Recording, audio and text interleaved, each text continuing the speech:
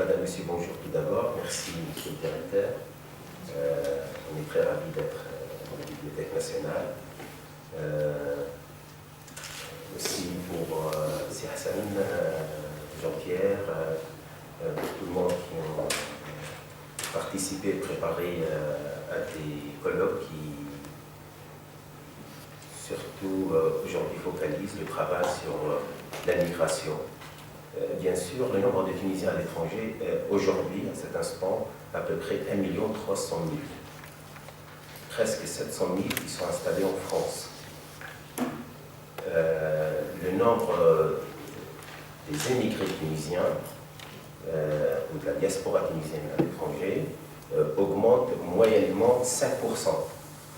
Le nombre de Tunisiens, de la population tunisienne, augmente moyennement 1%. On voit bien sûr les côtés démographiques est très important pour l'étude de l'évolution de la migration aussi. C'est là de dire, il faut faire attention, peut-être, émigrer, ce ne sera pas une bonne chose, l'évolution démographique de la Tunisie.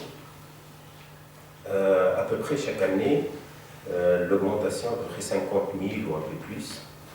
Contrairement à ce qu'on voit de l'immigration tunisienne, depuis 2012 et 2013, exceptionnellement 2011, qui est une année exceptionnelle, il y a eu un défi migratoire vers l'Italie, puis un vide sécuritaire qui a causé une situation qui est catastrophique, bien sûr, et qui a des résultats catastrophiques, la disparition et la mort des centaines de Tunisiens qui partent pour l'Europe, des listes encore en cours de réalisation, on a encore même le nombre, le vrai nombre, le mort entre l'Europe qui est disparu, entre l'Afrique et l'Europe sont jusqu'à maintenant presque un nombre, on ne sait pas, quelques indices pendant 20 ans, il y a à peu près 2000. Moi, je peux souligner que c'est une catastrophe humanitaire. Et il faut là s'arrêter pour et ne pas dépasser ce nombre comme si c'est rien passé. D'où pour nous, on est très clair. Aujourd'hui, après, vous le savez, presque 1 an et demi de la création de la secrétariat d'État aux migrations et aux Tunisiens à l'étranger, nous voudrions fermement arrêter l'immigration irrégulière ou la migration irrégulière. Bien sûr, en arrêtant l'immigration irrégulière, il faut avoir une migration régulière. D'où on n'a pas de projet clair, surtout en parlant aujourd'hui, le premier, en discutant avec un projet cadre d'accord avec l'Europe, aujourd'hui le partenariat privilégié avec la Tunisie. Et vous le savez, les sujets concernant la migration, le premier sujet, c'est la mobilité. Je peux vous dire, l'Europe ne m'entend pas, ou je peux entrer chercher presque en cours des négociations, il y a encore cette approche sécuritaire. On est d'accord, nous voudrions que la Tunisie soit vraiment un partenaire à 100% avec l'Europe méditerranéenne, j'ose dire,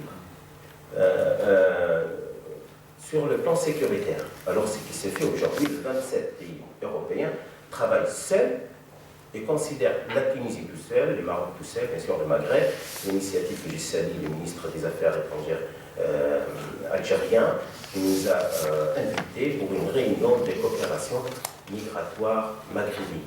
Et ça pourrait être prochainement, il y aura plus de coopération. J'espère qu'en tout cas l'initiative politique, je salue cette initiative, qu'on a besoin. Et même l'Europe a besoin d'un partenaire maghrébin, puisque les phénomènes migratoires maghrébins a beaucoup de points qui se ressemblent, que ce soit en Tunisie, que ce soit en Algérie, que ce soit au Maroc. Et d'ailleurs, la deuxième génération, la troisième génération en Europe, on ne fait pas la différence entre un Tunisien et un Algérien, et presque on parle de l'Union maghrébine qui est en Europe plus qu'au Maghreb aujourd'hui. Sachant que j'ai des enfants qui sont nés en France, et je sais très bien pour lui être français, être tout d'abord français d'origine maghrébin, d'origine arabe bien sûr, je dis l'Europe aujourd'hui, sur le sujet de la mobilité, ne bouge pas, est immobile encore. Et Unis en 2013, 2014, 2015 coopérer sur le plan de la migration, sachant d'un autre côté, en arrêtant l'immigration irrégulière, bien sûr, et cherchant une migration régulière, on ne peut pas nous dire aux gens, les partis en Europe, il y aura 5% des Tunisiens qui vivent en France, comme je viens de le dire. Presque, il y a, même qu'avec en France, 1 million de Tunisiens ou plus vivent en Europe. Alors, quelque part, les Tunisiens, on est européens. Et presque 5% vivent en France, c'est-à-dire francophones. Alors, cet espace francophone est là, en même temps, il y a un espace arabophone en Europe aujourd'hui. On a de plus en plus des arabophones, vivent les milieux migratoires qui cherchent une intégration équilibrée, qui trouvent ses origines arabes ou musulmanes. Alors, pour ce phénomène migratoire, on est en train de le voir avec une autre manière, c'est-à-dire on a une politique migratoire tunisienne. On n'a plus une relation comme ça a été administratif, avec des services dans l'administration tunisienne. Voilà des aides pour les Tunisiens, que ce soit économique ou je ne sais pas, maîtriser ces phénomènes, la migration irrégulière, comme si, bien sûr, l'Europe se prend pour victime de l'immigration régulière. Aujourd'hui, je peux vous dire que la Tunisie, je le répète, je le répéter plusieurs fois, c'est la Tunisie, c'est les Tunisiens qui sont victimes de l'immigration irrégulière. Autre chose, bien sûr, il y a une migration choisie aujourd'hui. Depuis une vingtaine d'années, l'Europe a choisi ses migrants avec les Maghreb. Si on voit un pays comme l'Allemagne aujourd'hui, il y a presque 1 million de postes vides en Allemagne. Et le GIZ aujourd'hui vient vers nous, vous le savez, ils viennent plusieurs fois, ils sont beaucoup décomplexés, ils ont besoin des migrants, surtout il y a une ligne qui les cherche, Tunisie, Maroc, Égypte, où il y a bien sûr des compétences, où il y a des migrants que l'Allemagne aura besoin. Des études démographiques disent que l'Allemagne, d'ici 15 ans, aura besoin de 5 millions de postes. Il y aura 5 millions de postes vides en Allemagne. C'est-à-dire, même en Italie, moi j'ai eu quelques Tunisiens dans quelques petits villages, où dans ces villages, il y a à peu près 60% de retraités, ou 65%, où il y a une centaine, 200, 300 Tunisiens, mais disent qu'il faut créer des associations, il faut que ces Tunisiens restent, on a besoin de Tunisiens pour, bien sûr, la vie économique. Tout ce qui se passe aujourd'hui pour ce phénomène migratoire, cette politique migratoire, on a besoin de la voir clairement et qu'on arrête de focaliser et mettre la loupe sur, comme si les Tunisiens sont un danger d'immigration irrégulière. Je dis, cette époque est finie et devrait être arrêtée dans les années qui viennent. Bien sûr, il faut avoir une politique gagnant des deux côtés. On n'a pas besoin d'une Tunisie aujourd'hui. Ces accords, par exemple, lorsqu'on a le 27 ensemble, ils ont une stratégie migratoire.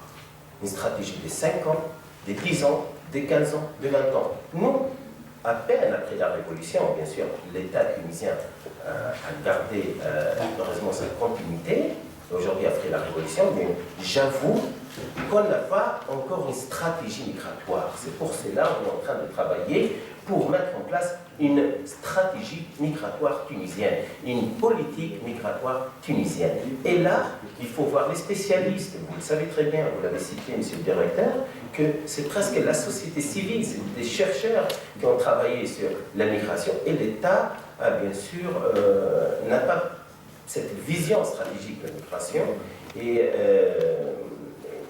Et d'ailleurs, cette situation devrait changer. D'abord, on est en train de consulter ces spécialistes de la migration en Tunisie et bien sûr la société civile tunisienne à l'étranger, qu'elle est très riche, bien sûr, où il y a des centaines et même des milliers d'associations tunisiennes qui travaillent dans des domaines migratoires et qui représentent une présence, bien sûr, et vous le savez, la diaspora tunisienne est bien présentée aujourd'hui dans l'Assemblée nationale et qui presque représente 10% des élus. On est en train de mettre en place un nouveau conseil des Tunisiens à l'étranger. On est en train de voir les démarches démocratiques pour le mettre en place par représentativité. Est-ce qu'il sera élitiste ou associatif ou on est en train de discuter avec les Tunisiens à l'étranger. Peut-être d'ici, j'espère, la fin de l'année, c'est au Conseil des Tunisiens à l'étranger, c'est mettre en place. On a eu trop de demandes de la part de l'Europe pour des accords bilatéraux et multilatéraux. Aujourd'hui, comme je l'avais dit, on passe par une période bien sûr transitoire, avec, on a un exemple que je peux dire qu'on est en train de maîtriser, presque, on ne maîtrise jamais politiquement les sujets, mais presque avec la Suisse. Cet accord est presque en place, mais vraiment,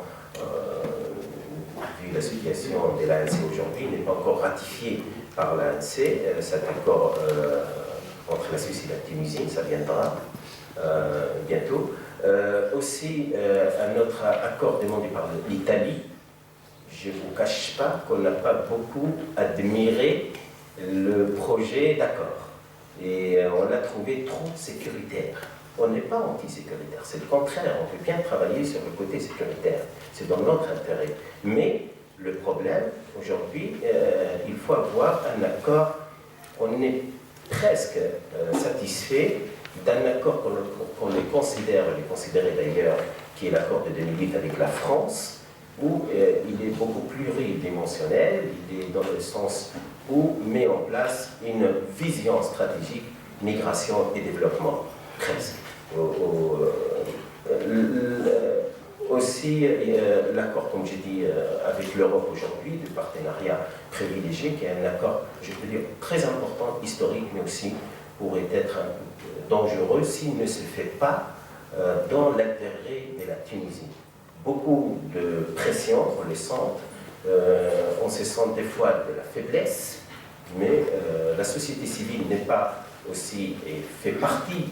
Vous le savez, auparavant, moi personnellement, je faisais partie de la société civile où l'Europe était notre interlocuteur, puisqu'il y avait pratiquement une ségrégation entre l'opposition et le pouvoir. Aujourd'hui, il n'y a plus raison d'être, de continuer avec cette politique.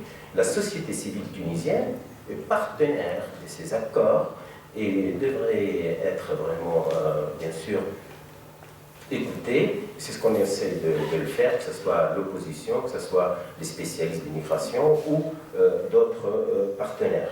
Bien sûr, aujourd'hui, ils ne sont pas très satisfaits sur le volet migratoire. Je vous donne un exemple.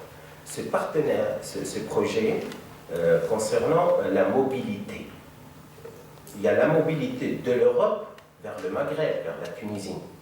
Et ce projet va créer un espace commun entre l'Europe et la Tunisie. Côté efficacité et compétence, l'Europe est beaucoup moins avancée par rapport à nous, bien sûr.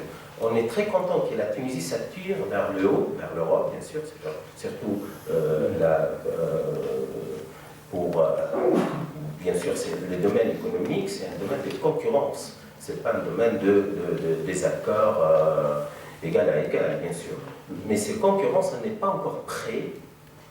Tout d'abord, je vous dis par exemple dans le domaine des services, notre point fort des Tunisiens, tout ce qui est domaine des services européens est très avancé, très développé. En plus, il y a des groupes qui sont multinationaux. Nos groupes tunisiens, si demain seront... l'Européen, il peut venir sans visa en Tunisie. Par contre, un bureau d'études, il ne peut pas y aller en Europe pour s'installer. À Belgique ou en France. Par contre, les Européens peuvent venir. C'est pour cela le sujet de la mobilité est très important. Et pour savoir une politique et d'où, l'importance de la migration. Ce n'est pas une histoire d'une migration irrégulière. Là, ici, c'est un accord économique au sens. Mais la mobilité, pas, on ne le voit pas économique, mais c'est la porte de l'économie aujourd'hui. L'Europe peut venir chez nous, mais on ne peut pas aller en Europe. Alors, il n'y a plus de partenariat dans ce sens. Il faut changer des idées qui est aujourd'hui partenariat économique, mais l'inconscient toujours l'immigration irrégulière. Et comme je vous dis, il n'y a plus, n'ayez plus peur les Européens, des émigrés tunisiens, ils ne seront plus chez vous, si j'ose dire, que régulièrement. Et moi, personnellement, j'accepte pas qu'un Tunisien se trouve dans une situation irrégulière, dans une situation aussi, après, bien sûr, sécuritaire et sanitaire, et c'est grave pour un citoyen tunisien d'essayer de trouver dans une telle situation. Je ne vais pas trop vous parler de ce qu'on a fait et ce qu'on est en train de faire. On est en train de mettre en place, bien sûr, d'autres institutions, des consultations, d'observatoires tunisiens en migration. Si on arrive de mettre en place, on est l'administration encore lourde en Tunisie parce que notre travail comme secrétariat d'État, on est dans des urgences de la réalité, de l'accueil des Tunisiens pendant le retour. Par exemple, le retour des Tunisiens après la Révolution est fortement plus important qu'avant la Révolution, contrairement à ce qu'on entend. On dit un problème sécuritaire, les Tunisiens ne rentrent pas. Je peux vous dire, en 2010, il y avait à peu près 980 000 Tunisiens qui rentrent en Tunisie, des Tunisiens de l'étranger, et quelques-uns qui rentrent plusieurs fois. En 2011, il y a à peu près 1 million. En 2012, il y a 1,48 million. C'est-à-dire qu'il y a une volonté des Tunisiens à l'étranger d'y participer pour reconstruire ou construire la Tunisie après la Révolution. Et ils sont très fiers parce qu'ils n'ont plus ce complexe que la Tunisie n'est pas une démocratie, il y a un problème de liberté, il y a un problème, ça reste toujours, on n'est pas une démocratie, aujourd'hui on est en processus démocratique, il faut le mettre en place et ça demande encore du temps. Je ne vais pas encore trop, comme j'avais dit, citer ce qu'on est en train de faire. On est en train d'améliorer tout ce qui est rapport tunisien à l'étranger et la République d'origine et la Tunisie. Il y avait une frustration sur les investisseurs aussi. Il y a presque en 2010 600 qui ont créé des sociétés. En 2012, il y avait presque 1200, le double. Aussi, les transferts d'argent, il y a à peu près en 2010 2900 millions de dinars, ce qui est très important. En 2012, c'est presque 3500 millions de dinars. C'est-à-dire le rapport entre la Tunisie et sa diaspora est un rapport normal. Il n'y a pas une crise. Et surtout le rapport économique avec le pays, et ça nous encourage de travailler encore plus. Bien sûr, on a un problème, le vrai problème aujourd'hui, c'est quel intérêt des Tunisiens à l'étranger, par exemple, et ça c'est le sujet qu'on a du mal à maîtriser, je vais dire tout simplement. Vous savez, depuis une vingtaine d'années, le problème de la Tunisie, c'est pas pour... et j'arrête. Le problème de la Tunisie, maintenant, pour le chômage, c'est pas la basse main-d'œuvre. C'est, bien sûr, c'est les Tunisiens qui ont fait des études, c'est-à-dire les Tunisiens. Les diplômés, voilà. Et chaque année, vous le savez, et même en tout cas, on a besoin de la basse main-d'œuvre. Et ça sera très facile d'intégrer la basse main-d'œuvre par le biais de la formation, vous le savez. Et vous savez, le marché tunisien a besoin aujourd'hui plus de 100 000 basses main-d'œuvre. Et on en aura toujours besoin. Et personnellement, on a peur qu'aussi après du phénomène migratoire vers la Libye. J'attire votre attention que depuis 2 ans, les Tunisiens n'ont pas émigré vers l'Europe, ils sont rentrés de l'Europe depuis 2012 et 2013, ils sont migrés vers la Libye. Entre 2012 et 2013, il y a eu presque 25 000 de retours de migration vers la Libye.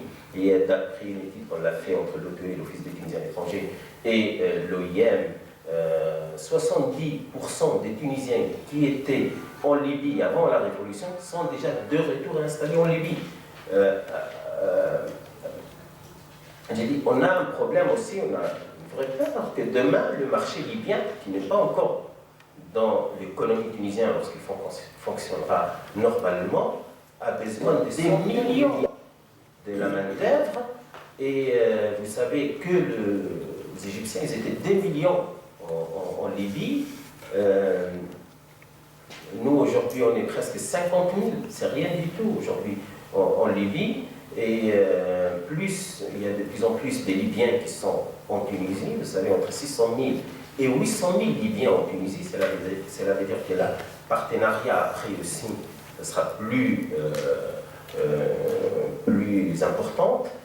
Pour vous dire, alors, le diplômé chômeur, c'est notre problème prochainement. L'Europe aussi aujourd'hui a une migration choisie. Si on prend par exemple l'Allemagne, la France, pas l'Italie, excepte l'Italie, et là un sujet, il y a beaucoup de travail avec la migration qui s'est passée en Italie. Aujourd'hui, les Tunisiens, ils ont des nationalités italiennes, des Tunisiens d'origine bien sûr, sont de retour volontairement en Tunisie. Après le problème du chômage, et moi je reçois des dizaines, ils seront peut-être par milliers de retours en Tunisie dès la crise économique en Italie. Et c'est pour cela, depuis le début, on dit aux Tunisiens, ne partez pas en Italie comme ça. Surtout, tout d'abord, le principe, ne partez nulle part régulièrement. Par contre, les Tunisiens vers la Libye ne sont pas obligés d'avoir un visa. Par contre, les Égyptiens, ils sont obligés d'avoir un visa. D'où la facilité de départ vers la Libye. Après, et l'aspiration du marché libyen et la main-d'œuvre tunisienne, il faut faire attention pour nous de trouver, bien sûr, notre problème aujourd'hui, c'est le chômage, le premier problème en Tunisie. Mais sachant que le chômage était 19,6 en 2011, il est à 16,5 aujourd'hui en 2013. Et le côté chômage, comme je dis, diplômé, c'est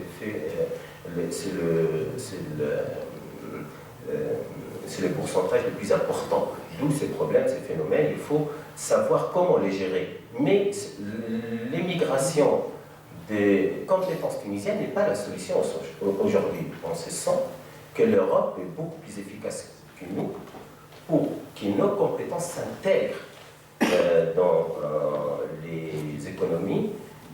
Et du coup, il faut savoir comment travailler avec l'Europe et gérer, parce que vous savez, un tiers de notre budget d'État, c'est le budget du ministère de l'Éducation et du ministère. Et du coup, depuis une vingtaine d'années vers la France, il y a plus de compétences que de la baisse main-d'œuvre, par exemple. Le phénomène migratoire vers la France, il faut le résoudre autrement. On n'a pas encore de moyens comment réattirer ces compétences tunisiennes, pas pour retourner définitivement en Tunisie, même au moins pour avoir un phénomène d'aller-retour ou d'installer périodiquement en Tunisie. Et là, ça pose tous les problèmes, parce que nos compétences, surtout le plus compétent, comment la Tunisie peut-on profiter de ces compétences qui sont à l'étranger, qui représentent, ou par exemple surtout vers le Canada, les pays du Golfe, même vers sont de plus en plus nombreux ceux qui ont fait des études universitaires vers les pays du Golfe et le Canada, puisque 60% des Tunisiens à l'étranger ont fait des études universitaires. Vers la France aujourd'hui, à peu près 15%. C'est un nombre important par rapport au nombre global. Par contre, vers l'Italie, à peine 3%, d'où on voit les phénomènes, le problème social de la migration en Italie. Merci beaucoup et bonne continuation, et espérons que ce dialogue se multipliera prochainement.